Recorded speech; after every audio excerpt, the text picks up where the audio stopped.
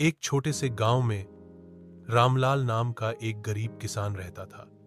उसका जीवन बेहद साधारण था। उसके पास ज्यादा जमीन नहीं थी, बस 2 बीघा खेत और एक पुराना बैल।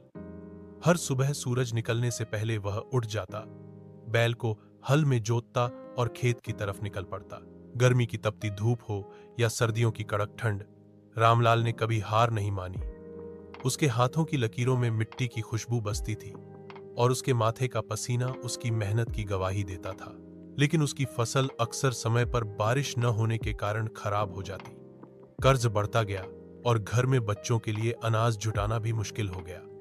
एक दिन थक हार कर उसने खेत में बैठकर आसमान की तरफ देखा और कहा, हे भगवान, कब तक यूं ही पसीना बहाता रहूंगा?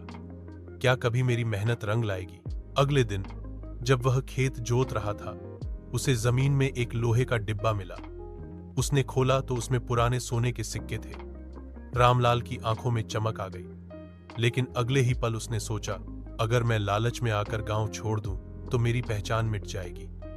मैं मेहनत से ही अपनी किस्मत बनाना चाहता हूं। उसने वो सिक्के बेचकर बैल, बीज और नया हल खरीदा।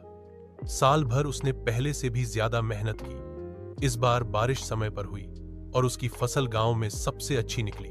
रामलाल ने कर्ज चुकाया, बच्चों को पढ़ाई के लिए शहर भेजा और गांव के अन्य किसानों की मदद भी की। धीरे धीरे उसका नाम पूरे इलाके में होशियार और ईमानदार किसान के रूप में फैल गया। सीख: मेहनत और ईमानदारी का फल देर से मिलता है, लेकिन जब मिलता है तो जिंदगी बदल देता है।